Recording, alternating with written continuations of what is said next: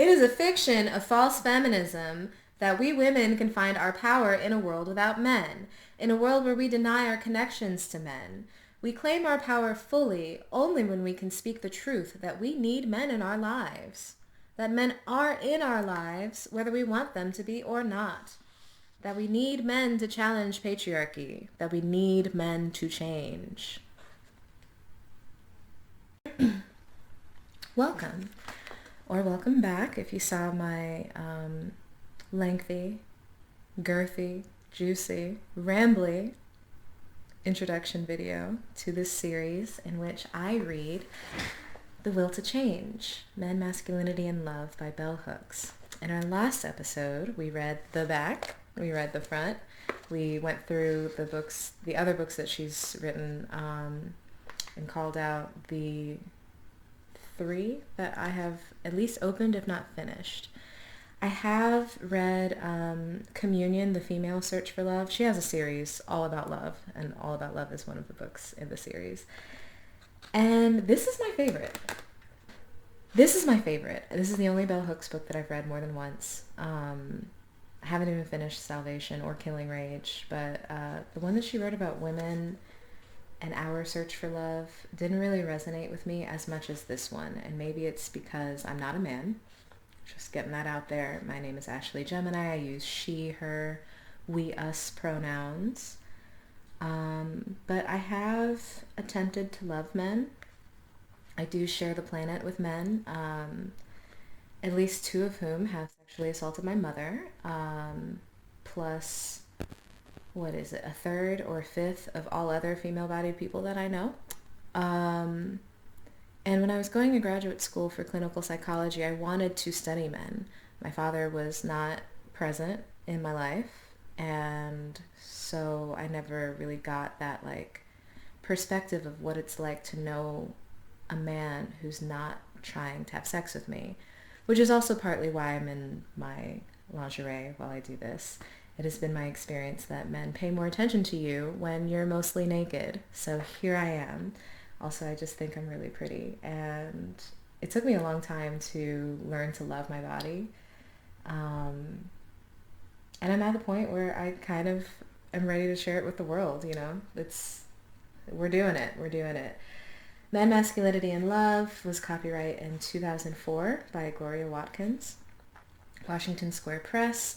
I am not profiting from doing this. If you want to tip me, there will be links to how to pay me for my labor. Always, everyday slaving, everyday labor. No, everyday slaving, everyday labor. Yeah, pay women for their emotional labor, right? Or not, whatever. Ugh, what am I saying? Hi, my name is Ashley, and I'm a Gemini, so I will go off book sometimes. I will try to notate that in some way. And I'm a little hungry. I'm a little tired, just mentally fatigued. What does Elsa Majimbo say? I have worked for 15 minutes. The sacrifice.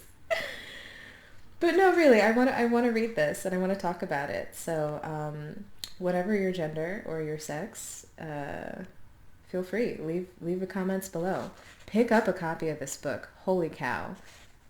If you get one thing out of this series, out of me reading this, is that, wow, I need to go get my own copy because I love this book. It's great. So let us begin. Alchemically transforming lead into true gold, men are given the opportunity to burn, to be touched by an inner fire, to live a life of substance, to be changed utterly. This book is dedicated to the memory of my grandfather, Gus Oldham, burning, a heart on fire, whose love, stronger than death, illuminates. This is a quote from The Dance of Intimacy by Harriet Lerner.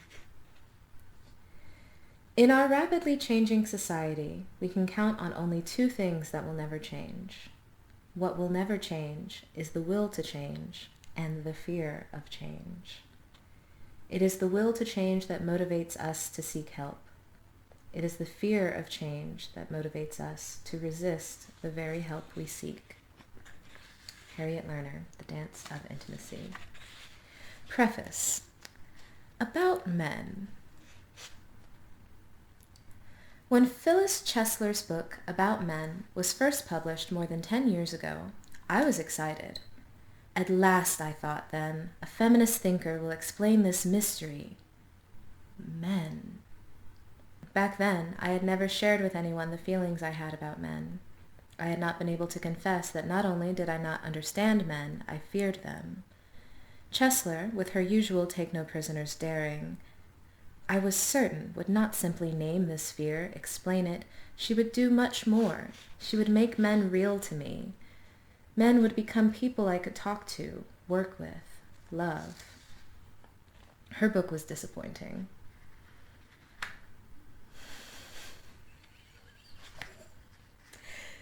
That gets me every time. Finally, men would become people I could talk to, work with, love. Her book was disappointing. Filled with quotes from numerous sources, newspaper clippings of male violence, it offered bits and pieces of information. There was little or no explanation, no interpretation. From that time on, I began to think that women were afraid to speak openly about men, afraid to explore deeply our connections to them, what we have witnessed as daughters, sisters, grandmothers, mothers, aunts, lovers, occasional sex objects, and afraid even to acknowledge our ignorance, how much we really do not know about men. All that we do not know intensifies our sense of fear and threat. And certainly, to know men only in relation to male violence, to the violence inflicted upon women and children, is a partial, inadequate knowing.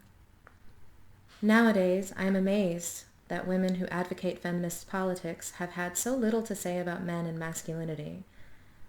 Within the early writings of radical feminism, anger, rage, and even hatred of men was voiced, yet there was no meaningful attempt to offer ways to resolve these feelings, to imagine a culture of reconciliation where women and men might meet and find common ground. Militant feminism gave women permission to unleash their rage and hatred at men, but it did not allow us to talk about what it meant to love men in a patriarchal culture, to know how we could express that love without fear of exploitation and oppression.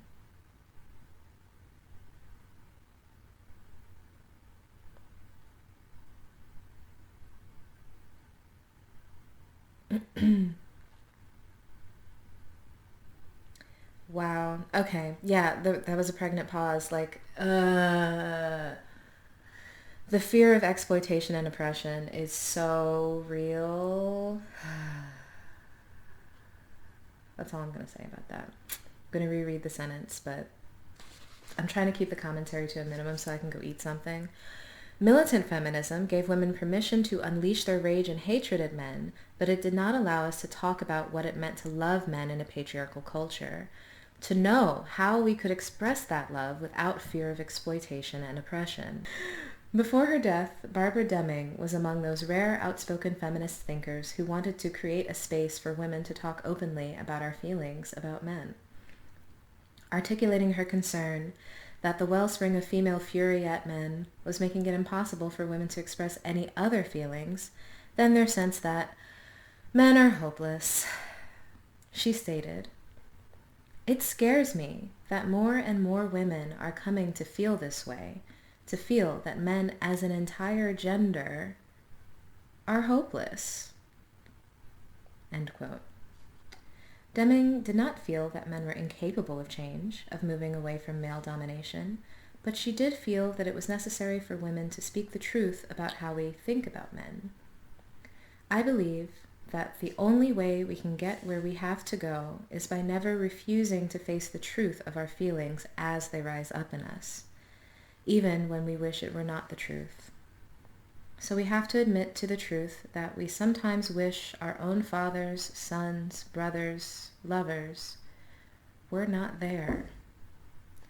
But this truth exists alongside another truth, the truth that this wish causes us anguish.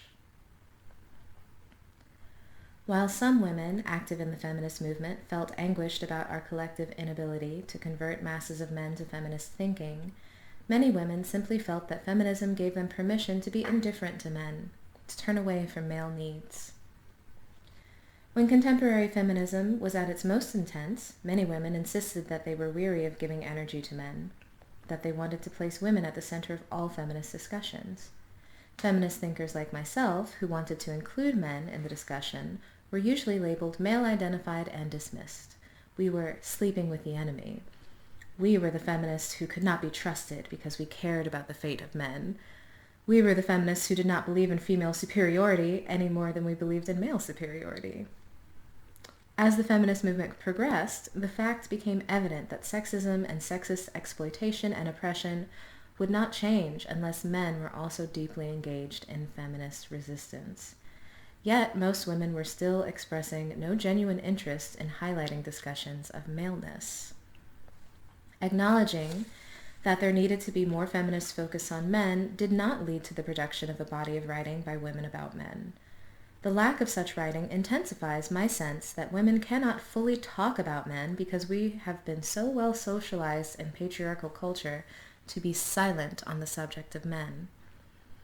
But more than silenced, we have been socialized to be the keepers of grave and serious secrets, especially those that could reveal the everyday strategies of male domination, how male power is enacted and maintained in our private lives. Indeed, as the radical feminist labeling of all men as oppressors and all women as victims was a way to deflect attention away from the reality of men and our ignorance about them. To simply label men as oppressors and dismiss them meant we never had to give voice to the gaps in our understanding or to talk about maleness in complex ways. We did not have to talk about the ways our fear of men distorted our perspectives and blocked our understanding. Hating men was just another way to not take men and masculinity seriously. It was simply easier for feminist women to talk about challenging and changing patriarchy than it was for us to talk about men, what we knew and did not know about the ways we wanted men to change. Better to just express our desire to have men disappear, to see them dead and gone. We do have enough sperm in the bank, but like I said in the intro, I don't want men dead and gone. I do want men to change. Collectively. You know, I'm a yoga teacher, so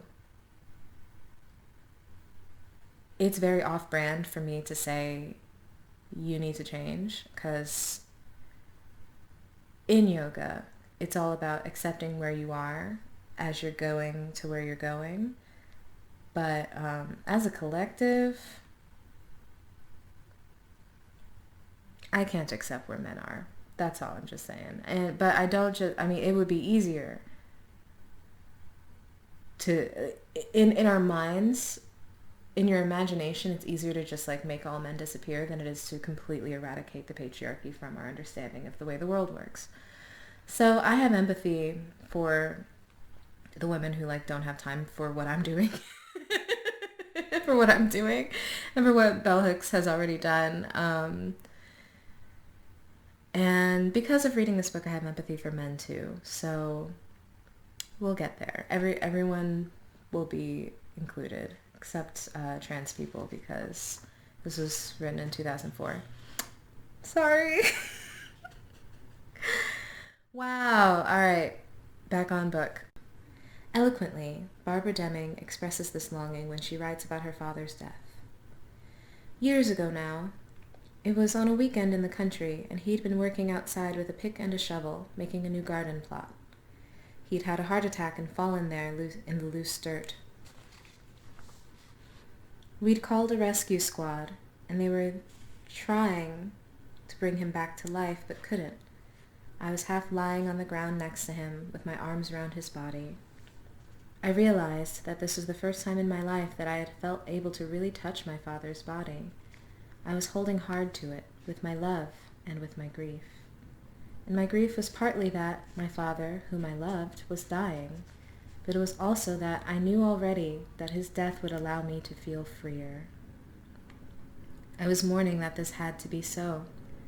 It's a grief that is hard for me to speak of, that the only time I would feel free to touch him without feeling threatened by his power over me was when he lay dead. It's unbearable to me. And I think there can hardly be a woman who hasn't felt a comparable grief. So it's an oversimplification to speak the truth that we sometimes wish men dead, unless we also speak the truth, which is perhaps even harder to face, as we try to find our own powers to be our own women. The truth that this wish is unbearable to us. It rends us. As a young woman in my 20s who had not yet found her own powers, I often wished the men in my life would die. My longing for my father's death began in childhood. It was the way I responded to his rage, his violence. I used to dream him gone, dead and gone. Death was the way out of the fear evoked by the proclamation, "Wait until your father gets home." The threat of punishment was so intense, his power over us so real. Lying in my girlhood bed, waiting to hear the hard anger in his voice, the invasive sound of his commands, I used to think, if only he would die, we could live. Later, as a grown woman waiting for the man in my life to come home, the man who is more often than not a caring partner, but who sometimes erupted into violent fits of rage, I used to think, maybe he will have an accident and die. Maybe he will not come home and I will be free and able to live. Women and children all over the world want men to die so that they can live. This is the most painful truth of male domination, that men wield patriarchal power in daily life in ways that are awesomely life-threatening, that women and children cower in fear and various states of powerlessness, believing that the only way out of their suffering, their only hope, is for men to die, for the patriarchal father not to come home. Women and female and male children, dominated, and others. Told you, 2004, different time. We didn't know about all the spectrum yet. I mean, we knew. We weren't, not everybody knew, okay? Maybe Bell Hooks didn't know. Hopefully she's a little bit more inclusive in her language these days. Women and female and non-binary and male children, dominated by men, have wanted them dead because they believe that these men are not willing to change. That part. We don't just want you dead because we want to dominate you. It's because we want y'all to change. Because they believe that these men are not willing to change. They believe that men who are not dominators will not protect them. That other part, though, we're going to talk about that, or she's going to talk about that. They believe that men are hopeless. Oh. I'm going to run that back so you can feel this prose. Girl, women and female and male and non-binary children dominated by men have wanted them dead because they believe that these men are not willing to change. They believe that men who are not dominators will not protect them. They believe that men are hopeless. When I left home and went away to college, if I called home and my father answered, I hung up. I had nothing to say to him. I had no words to communicate to the dad who did not listen, who did not seem to care, who did not speak words of tenderness or love. I had no need for the patriarchal dad, and feminism had taught me that I could forget about him, turn away from him. In turning away from my dad, I turned away from a part of myself. It is a fiction of false feminism that we women can find our power in a world without men, in a world where we deny our connections to men. We claim our power fully only when we can speak the truth that we need men in our lives, that men are in our lives whether we want them to be or not. Excuse me. That's an empty stomach burp. Woo! Men are in our lives whether we want them to be or not. That we need men to challenge patriarchy. That we need men to change. Yo, I'm going to read that again. It is a fiction of false feminism that we women can find our power in a world without men, in a world where we deny our connections to men.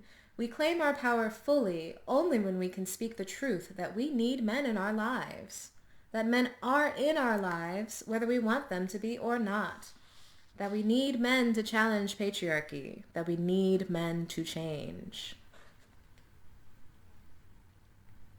While feminist thinking enabled me to reach beyond the boundaries set by patriarchy, it was the search for wholeness, for self-recovery that led me back to my dad. My reconciliation with my father began with my recognition that I wanted and needed his love, and that if I could not have his love, then at least I needed to heal the wound in my heart that his violence had created. I needed to talk with him, to tell him my truth, to hold him close and let him know he mattered. Nowadays, when I call home, I revel in the sound of my father's voice, his southern speech familiar and broken in all the right places. I want to hear his voice forever. I do not want him to die, this dad whom I can hold in my arms, who receives my love and loves me back. Understanding him, I understand myself better. To claim my power as a woman, I have to claim him. We belong together. The will to change, men, masculinity, and love is about our need to live in a world where women and men can belong together. Looking at the reasons patriarchy has maintained its power over men and their lives, I urge us to reclaim feminism for men, showing why feminist thinking and practice are the only way we can truly address this crisis of masculinity today. The crisis of masculinity today. In these chapters, I repeat many points so that each chapter alone will convey the most significant ideas of the whole. Men cannot change if there are no blueprints for change. Men cannot love if they are not taught the art of loving. It is not true that men are unwilling to change. It is true that many men are afraid to change.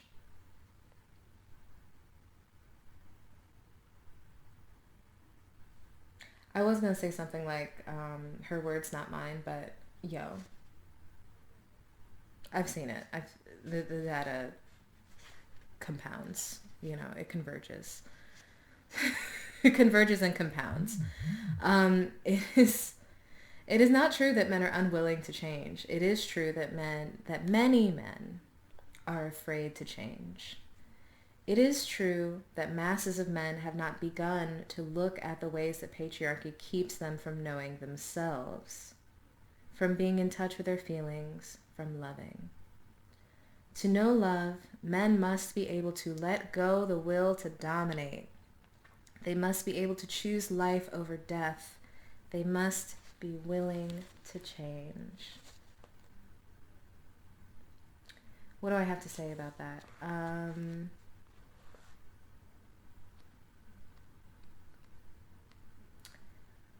I can't relate to any of the father stuff, so if you have had a father and you relate to or disagree with Barbara Deming and Bell Hooks's feelings about I love my father.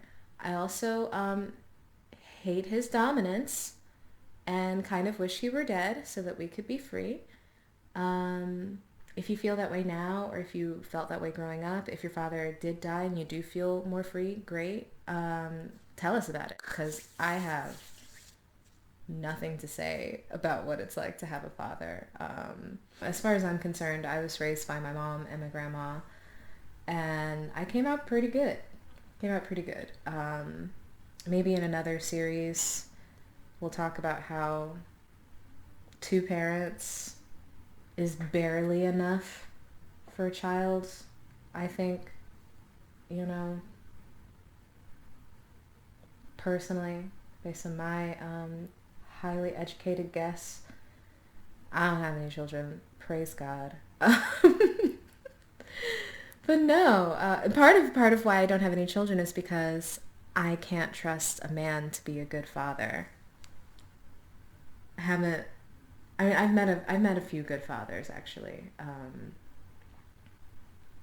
Again, that overlap with the yoga teacher thing.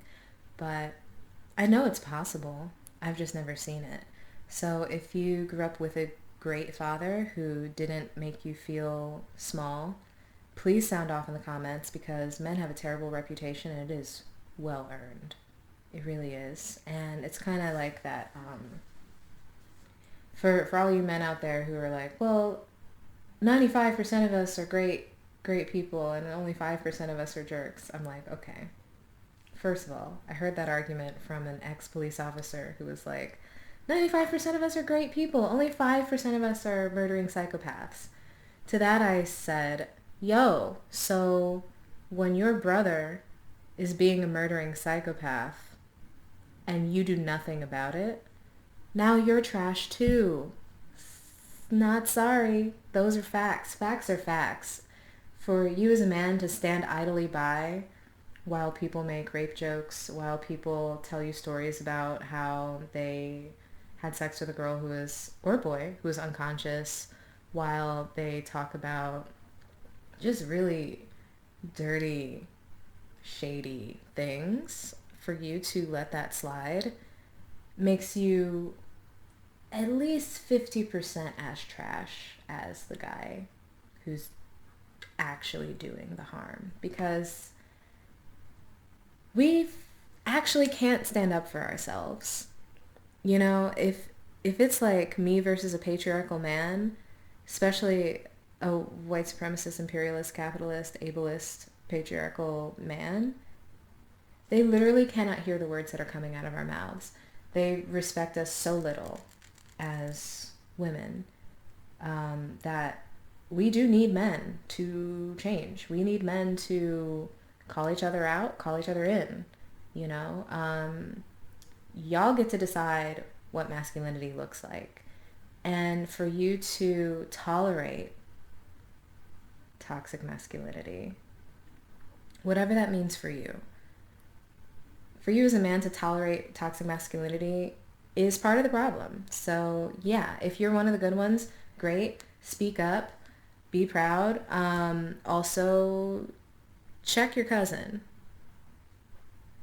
You know, I don't expect you to lead that horse to water or make him drink, but at least take a stand for women and children when you see fucked up shit going on, you know? Like, oh, here's a great example. Prison rape jokes? Are we still doing that? That's disgusting. Okay, look. I don't understand how that's a thing, honestly. It's so callous. It's so dehumanizing. Like, it makes y'all seem less human. When you can make jokes about a man being sexually assaulted for in any context, like whether he's a criminal or not a criminal, whether he's been incarcerated or not, that's dehumanizing to you, right? Like, that shows that you have so little empathy in your heart that I question y'all's humanity. Just saying. And maybe that's just a trauma response because, like I said, men question the humanity of women all the time. And that's just as a collective, right? You know, hashtag not all men. Who is this series aimed at? I don't know. The internet is dark and full of terrors, so I don't know who's going to see this. I don't know what y'all are doing on the other side of that screen. And I kind of don't care. I just want to spread this gospel. Look, I was looking at the book this time. Shout out to my shout out on the Self-Aware Millennial podcast. I am / was / will be on her Valentine's Day episode of the Self-Aware Millennial podcast, where we talk about Black love in the 21st century. And it's going to be great. So look forward to seeing y'all over there. Look forward to seeing y'all back for the next chapter. I'm so excited. I promise I will eat first and maybe be less bothered by the planes. Like, why? Why planes? Why? And yeah, I've never had a YouTube anything before, so I don't know how to end a video besides saying, bye. Why are you still here? No, please watch to the end. Yeah, like, dislike, comment, subscribe. Thanks for watching. Truly. Good night. Happy Mardi Gras. Yardi Gras. Happy Yardi Gras. Happy Yardi Gras. Articulating her concern that the wellspring of female fury at men was making it impossible for women to express any other feelings than their sense that men are hopeless, she stated. I mean, yo, it's no secret we think y'all are hopeless. I still got junk in the corner. Look. To be silent on the subject of men. But more than silenced, we have been socialized to be the keepers of grave and serious secrets. Eloquently, Barbara Deming expresses this longing when she writes about her father's death. Oh, you guys, I'm not crying, you're crying. I have to get that. I also really need to turn my phone off, but... Eloquently, Barbara Deming expresses this longing when she writes about her father's death.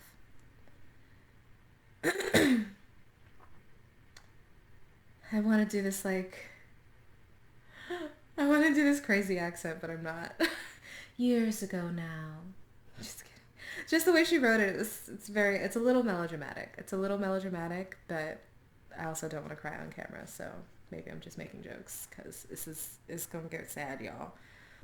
Lying in my girlhood bed, waiting to hear the hard anger in his voice, the invasive sounds of his commands, I used to think, if only he would die, we could live. Later, as a grown woman, waiting for the man in my life to come home, the man who was more often than not a caring partner, but who sometimes erupted into violent fits of rage. The fuck is that like? Look, my ex-husband punched a hole in a door one time, and I did not leave the next day. So look, yo, I mean, ugh. And then you got all these messages who are like, well, he's not the worst, so really you should hold on to this man.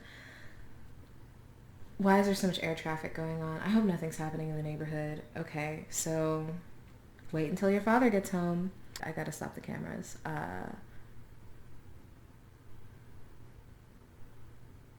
This is my fake smile. Yeah, like, dislike, comment, subscribe.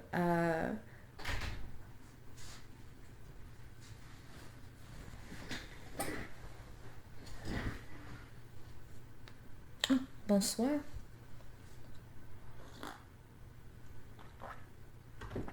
I was not sure that was still recording.